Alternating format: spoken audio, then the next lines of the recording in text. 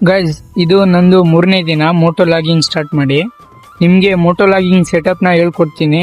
ಏನಿಲ್ಲ guys, first Mount ನ order ಮಾಡಿ ಫ್ಲಿಪ್ಕಾರ್ಟ್ಗೆ ಹೋಗಿ ಹೆಲ್ಮೆಟ್ ಮೌಂಟ್ ಅಂತ ಹಾಕಿದ್ರೆ ಸರ್ಚ್ ಅಲ್ಲಿ ಟಾಪ್ ಅಲ್ಲೇ ಬರುತ್ತೆ. ನಿಮ್ಗೆ ಅನ್ಸೋದು ಬರುತ್ತೆ ಇದರಲ್ಲಿ. ಪ್ಲಸ್ ಇನ್ನೊಂದೇನಂದ್ರೆ ಈ ತರ ಬೆಲ್ಟ್ ಇರೋದು ಬರುತ್ತೆ.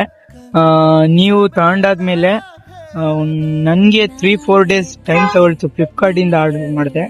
ಸೊ ನನ್ನ ಕಡೆ ಸ್ಟೀಲ್ ಬರ್ಡ್ ಅವ್ರದ್ದು ಶಾರ್ಟ್ ಹೆಲ್ಮೆಟ್ ಇದೆ. ನಾನು ಸ್ಟಾರ್ಟ್ ಮಾಡಿ ಇವತ್ತಿಗೆ 3 ದಿನ ಆಯ್ತು. ಅವಾಗ ಆರ್ಡರ್ ಬಂದು 5-6 ದಿನ ಆಯ್ತು ಮೋಸ್ಟ್ಲಿ ಇವಾಗಿಂದ.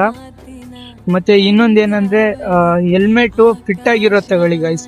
ಫಿಟ್ ಆಗಿರೋ ಹೆಲ್ಮೆಟ್ ಇದ್ರೆ ನಿಮ್ಗೆ ಮೋಟೋ ಲಾಗಿಂಗ್ಗೆ ಏನು ಪ್ರಾಬ್ಲಮ್ ಆಗಲ್ಲ. ಯಾಕಂದ್ರೆ ಇಲ್ಲಿ ನೀವು ಕ್ಯಾಮ್ರಾ ಅಥವಾ ಮೊಬೈಲ್ ನ ಮೌಂಟ್ ಮಾಡಿದಾಗ ಕೆಳಗಡೆನೆ ಜಗ್ತಾ ಇರುತ್ತೆ.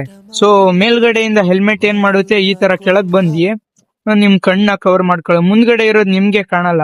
ಸೊ ಅದಾದ್ಮೇಲೆ ಒಳಗಡೆ ನೋಡಿದ್ರೆ ಇದು ಇಲ್ಲಿ ತೋರಿಸ್ತೀನಿ ಕ್ಲಿಯರ್ ಆಗಿ. ಇಲ್ಲೆರಡು ಬೆಲ್ಟ್ ತರ ಇದೈತಲ್ಲ ಸ್ಟಿಕ್ಕಿಂಗು, ಅದನ್ನ ಎಳೆದ್ಬಿಟ್ಟು ಕರೆಕ್ಟ್ ಆಗಿ ಸ್ಟಿಕ್ ಮಾಡ್ಬೇಕು.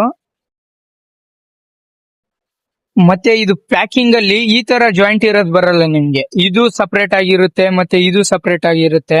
ಸೊ ಇದು ಹಂಗೆ ಇರುತ್ತೆ. ಇದು ರಬ್ಬರ್ ಇಂದ ಮಾಡಿರೋದು. ಇದೇನಿಲ್ಲ, ಸ್ಟಿಚಬಲ್ ತರ ಐತೆ. ಅದನ್ನ ಸ್ಟಿಕ್ ಮಾಡ್ಬೋದು ಈಸಿಲಿ. ಸೊ ಇಲ್ಲಿ ಹಾಕಾದ್ಮೇಲೆ ಇದನ್ನ ಟೈಟ್ ಆಗಿ ಎಳೀರಿ ಗೈಸ್.